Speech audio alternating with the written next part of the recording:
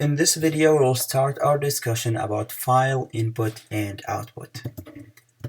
After completing this module, you should be able to explain input and output, identify different input and output devices, explain the concept of input and output stream, read and process different files using Java, and finally write to different files using Java as well.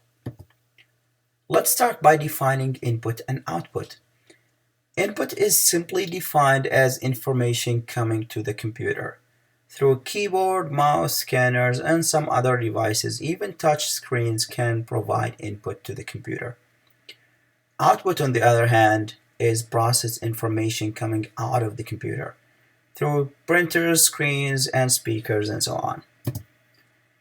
As many internal and external devices are concerned with input and output, those devices include hard drives, flash drives, optical disks, and networks. We will follow the same processing procedure for all of those.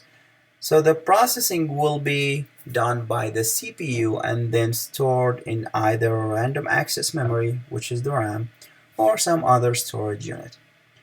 The input is going to be the process of transferring the data from the storage unit or from the input devices to the main memory. And the output is going to be the transfer from the main memory to the output device. To allow input and output, a communication channel must be established between the devices and the computer's memory. We call this channel a stream. Now the input stream is going to be the input communication channel, and the main input stream we're going to have is the keyboard. On the other hand, we'll have the output stream, which is going to be the output communication channel, and our main output stream is going to be the screen. We also have another stream that's called error stream, which is used to communicate error messages, and we will use the screen as our main output stream as well. Now we can read files in Java, and we can read different file types. Usually we will read TXT or CSV files, which are comma separated files. And this is the way that we are going to represent spreadsheets, or as some of us may refer to them as Excel sheets. But these are not the only extensions we can read. We will have different ways to be able to read files. We'll start by discussing BufferedReader along with FileReader, which is one way to read files. And then we'll see how we can do that using scanner object as well for reading files. Now let's start by defining BufferedReader. So what is BufferedReader? It is a Java class that reads text from an input stream by buffering characters to provide efficient reading of characters, arrays, and lines.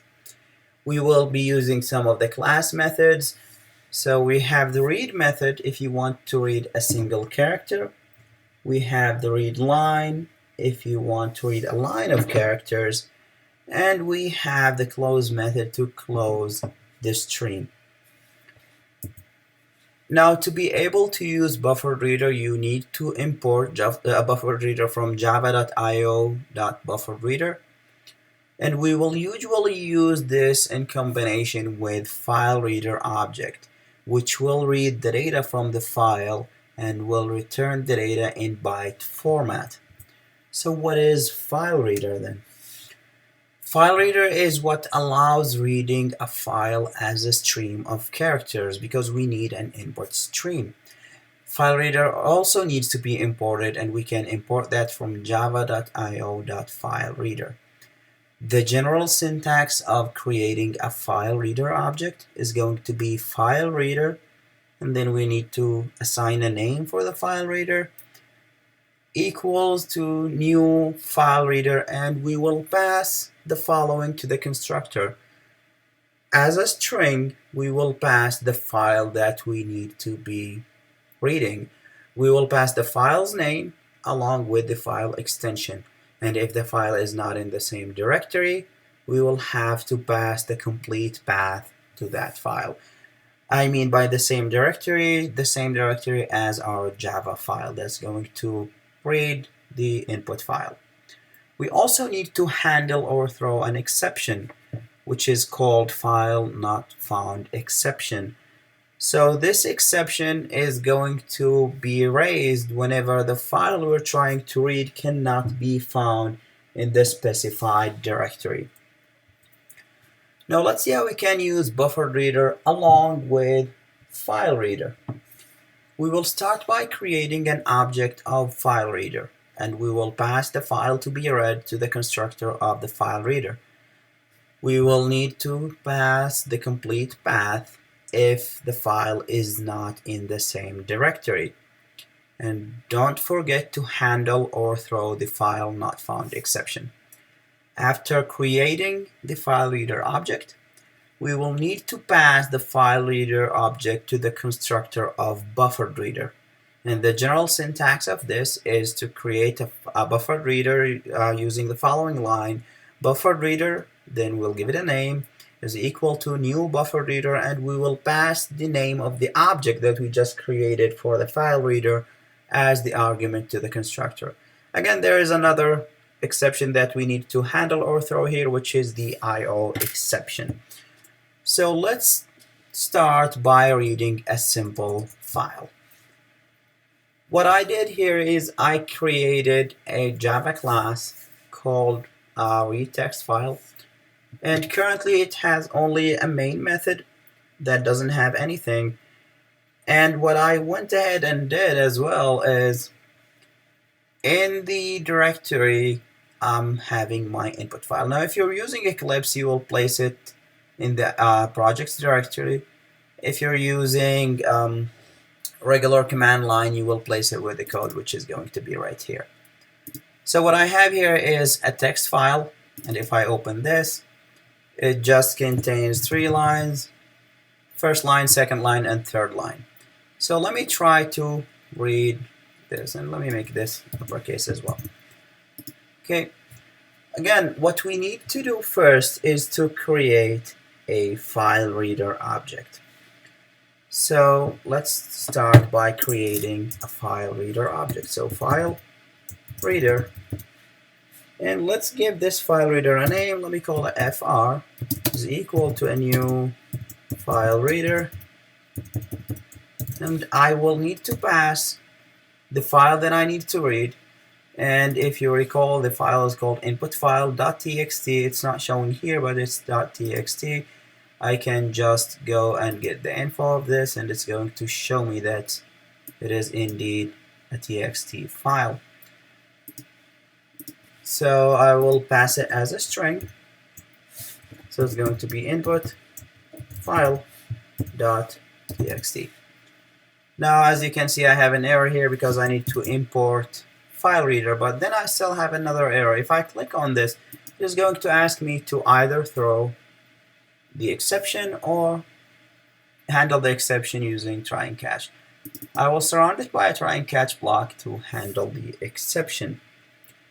Now we got our FileReader. We need to pass this object as an argument to the constructor of BufferedReader. So I will create a BufferedReader object,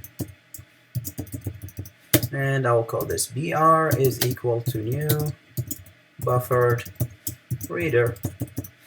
And again, I will need to pass my FileReader, which is fr in here. Again, I have an error here because I need to import it, and I will have another error because I need to throw the IO exception when I try to read anything. So right now it's not complaining because I'm not trying to read, but once I try to read, it's going to ask me to throw that exception. So let's do something.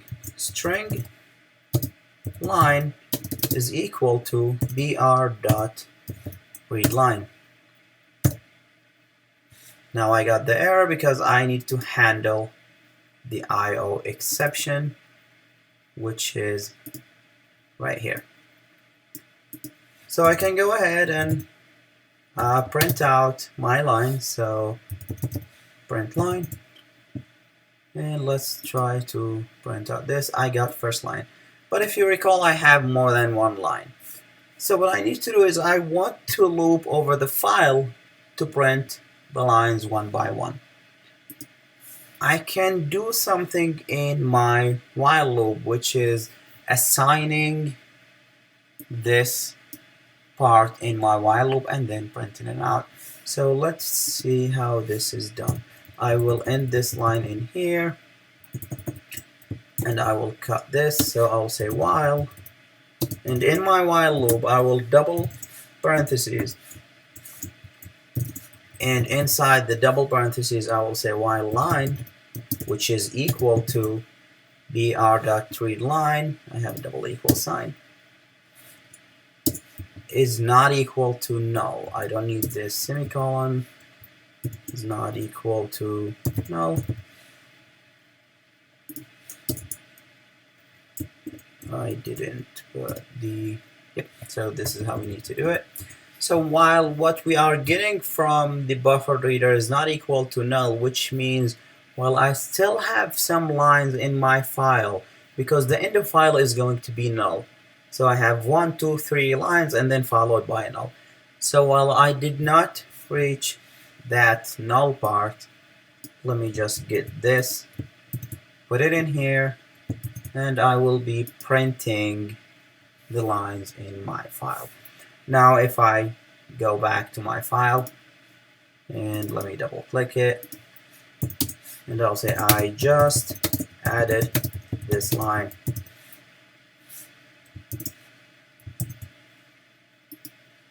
and I saved it. So if I run this again, I got the line that I just added. So it's going to continuously read the lines until it gets to the end of file using this loop.